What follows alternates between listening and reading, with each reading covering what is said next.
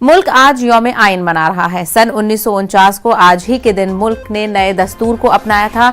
मसौदा साज कमेटी ने 2 साल 11 महीनों और 18 दिन की अनथक मेहनत से दस्तूर का मसौदा तैयार किया था। मसौदे पर बहस व मुबाहिसे हुए, तरमीमात हुई, जिसके बाद दस्तूर असेंबली ने 26 नवंबर 1949 को नए दस्तूर को इख्तियार कर लिया। इसी मुनासिबत से आज मुख्तलिफ प्रोग्रामों का इनेकाद किया जा रहा है। अहम तकरीब पार्लियामेंट के सेंट्रल हॉल में मुनक्किद होगी। इस तकरीब में सदर जमहूरिया रामनाथ कोविंद, नायब सदर जमहूरिया वेंकैया नायडू, वज़ीर-ए-आज़म नरेंद्र मोदी समेत सरकर्दा शख्सियात शिरकत करेंगी, जबकि कांग्रेस ने सेंट्रल हॉल में होने वाली तकरीब में शामिल न होने का फैसला किया है।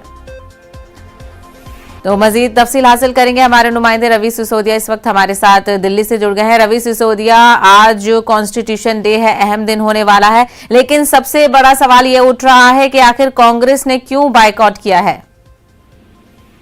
देखिए, कल देर शाम कांग्रेस अध्यक्ष सोनिया गांधी की आवाज पर एक बड़ी बैठक बुलाई गई थी, जिसमें कांग्रेस संसदीय समिति की जो स्ट्रेटेजी कमेटी है उसके तमाम नुमाइंदे वहां मौजूद थे।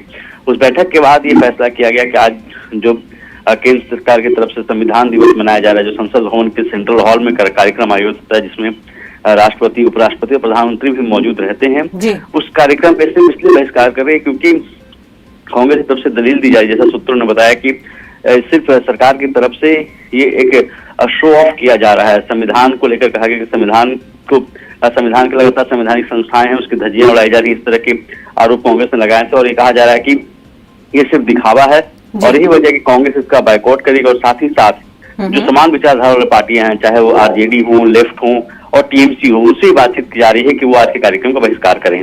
जी, तो रवि सिसोदिया, बात कही जा रही है, तो क्या कांग्रेस के अलावा और किसी पार्टी के प्रोग्राम में ना शामिल होने की अभी तस्दीक हुई है या नहीं? देखिए, सूत्र ऐसा बता रहे हैं कि आरजेडी और लेफ्ट भी कांग्रेस के साथ में रहेगी, जो इस कार्यक्रम को बायकॉट करेगी। जहां तक टीएमसी का सवाल है, टीएमसी को भी कांग्रेस की तरफ से अप्रोच किया गया था और उनसे बात की जाती है कि जो विपक्षी एकता है वो पहले दिखाई जाए, क्योंकि 29 तारीख से संसद का सत्र, शीतकालीन सत्र शुरू होने वाला है। उससे पहले कांग्रेस जो तमाम विपक्षी दलों उनको अप्रोच कर रही है और आज एक ऐसा मसला है जिस मसले को लेकर वो दिखाना चाहते हैं कि इस मुद्दे को लेकर विपक्षी एकजुट हैं। और यही वजह है कि कल मल्लिकार्जुन खड़गे, आनंद शर्मा और जयराम रमेश, इन तीनों को पार्टी की तरफ से जिम्मेवारी दी गई थी कि वो तमाम नेताओं से बातचीत करें, विपक्षी दलों से, और इस मसले को लेकर वो समझाएं कि आज की जो बैठक है उसका बहिष्कार किया जाए।